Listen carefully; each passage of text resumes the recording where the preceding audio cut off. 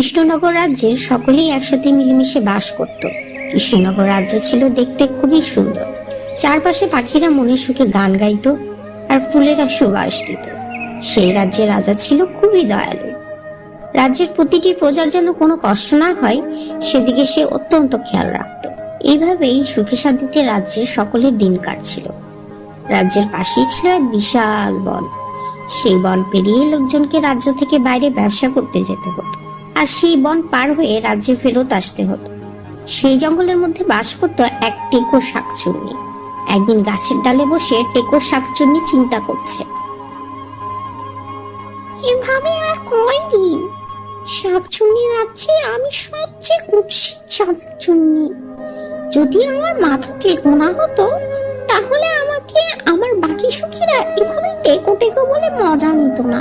কি করলে আমার মাথার চুল ফিরবে কিছুই বুঝতে পারছি না। এভাবেই টেকো শাকচুন্নি তার মাথায় চুল না থাকার জন্য খুব চিন্তা করত। একদিন টেকো শাকচুন্নি চিন্তা করে সেই রাজ্যের সবচেয়ে বড় জাদুকরের কাছে যাবে, যেন সে তার মাথার চুল আবার ফেরত পায় এবং সে শাকচুন্নি সমাজে একটা ভালো মর্যাদা পায়। এজন্য টেকো শাকচুন্নি সেই জাদুকরের কাছে যায়।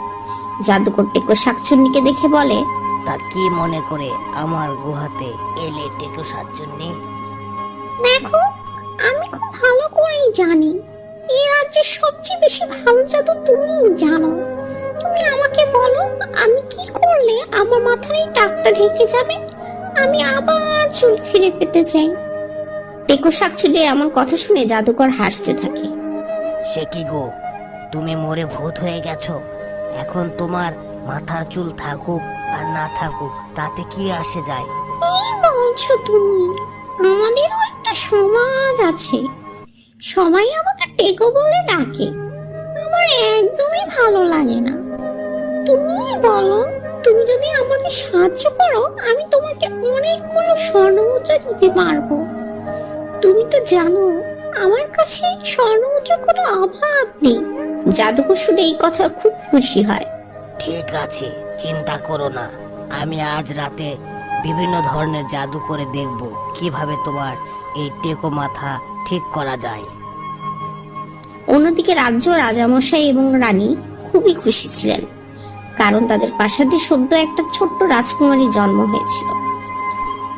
দেখেছো, আমাদের রাজকুমারী দেখতে কি সুন্দর, তার চুলগুলো ভারী সুন্দর, সোনালী রঙের হয়েছে।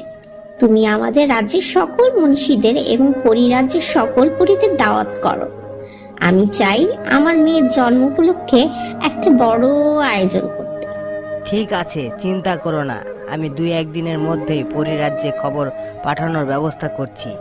এই পূর্ণিমাতে সকল পরী এবং মহিষীরা আমাদের মেয়েদের আশীর্বাদ দিয়ে যাবেন, যেন আমাদের রাজকন্যা রূপে গুণে সর্বগুণে সম্পন্ন হয়। এভাবেই রাজা তার প্রথম সন্তান রাজকন্যার জন্মের খুশিতে একটা বিরাট আয়োজনের ব্যবস্থা করতে থাকে। একদিন পর টেকো শাকচুন্নি আবারও সেই জাদুকরের গুহায় যায়। জাদুকর শাকচুন্নিকে দেখে বলে, আমি সারা রাত ধরে অনেক চিন্তা ভাবনা করে অনেক জাদু করেছি, কিন্তু কোনো জাদুতেই তোমার চুল ফেরানো সম্ভব নয়, কারণ তুমি জীবিত মানুষ নও, তুমি একজন টেকো শাকচুন্নি। এই কথা শুনে টেকো শাকচুন্নি কিছুটা মন খারাপ করে এবং সে বলে, তুমি বলছো আমার মাথায় চুল ফিরবে না? তাহলে তুমি কিসের জাদুকর হলে? তবে এখন একটা উপায় আছে। আমাদের রাজ্যে যে রাজকুমারী আছে সে হচ্ছে খুবই ক্ষমতা সম্পন্ন একজন মেয়ে। তুমি যদি তার মাথার চুল নিয়ে তোমার মাথায় লাগাতে পারো তাহলেই তোমার চুল ফিরে আসবে। এই কথা শুনে টেকো শাকচুন্নি খুব খুশি হয়। এই তো খুব ভালো কথা, আমি এক্ষুনি গিয়ে রাজকন্যার মাথা থেকে সব চুল নিয়ে নিচ্ছি। না, এখন তুমি রাজকন্যার মাথার চুল নিয়ে এলে কোনো লাভই হবে না। তুমি অপেক্ষা করো, এই পূর্ণিমার রাতে সকল জাদুকর ও সকল মহিষী পরী আসবে রাজকন্যাকে আশীর্বাদ করতে। তাকে আশীর্বাদ করার পর তার চুল আরো শক্তিশালী হয়ে যাবে, আর সেই চুল শক্তিশালী লাভ করবে। এরপর তুমি যদি তার চুল নিয়ে আসতে পারো তাহলে তুমি সব সময়ের জন্য তোমার চুল পেয়ে যাবে। এই কথা শুনে টেকো শাকচুন্নি বলে, ঠিক ঠিক আছে, তোমার কথা আমার ভালো লেগেছে। আমি চিন্তা করছি এই পূর্ণিমা পর্যন্ত অপেক্ষা করব। পূর্ণিমার পর আমাকে আর কেউ টেকো বলে ডাকতে পারবে না। আমি অবশ্যই রাজকন্যা সব চুল নিয়ে নিব আর আমার নিজের মাথায় লাগিয়ে নেব। এভাবেই টেকো সবসময় খুশি হয়ে সেই পূর্ণিমা রাতের আসার অপেক্ষা করতে থাকে। অবশেষে সেই পূর্ণিমা রাত চলে আসে।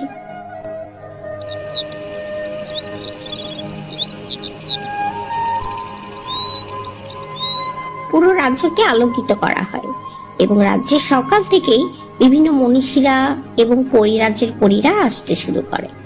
রাজা এবং রানী মহা খুশি তাদের মেয়েদের এই জন্মের উৎসব নিয়ে।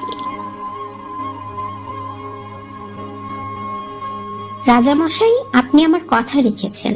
আমি যেভাবে বলেছিলাম ঠিক সেভাবে আমার মেয়ের জন্মের উৎসব উদযাপন হচ্ছে। আমি খুবই খুশি। এখন পরীরা আমার মেয়েকে কি উপহার দিবে আমি সেই অপেক্ষায় আছি।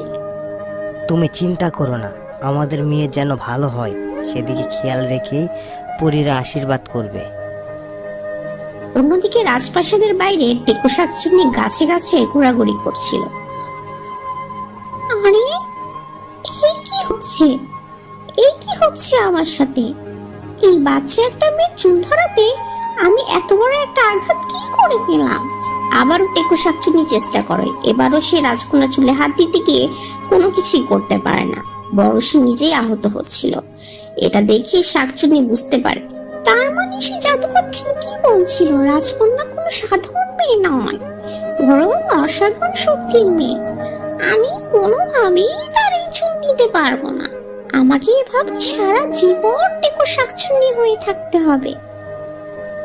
আর কোনো উপায় না দেখে সে আবারও তার গাছে ফিরে যায় এবং জঙ্গলে সেভাবেই টেকো শাকচুন্নি হয়ে বসবাস করতে থাকে।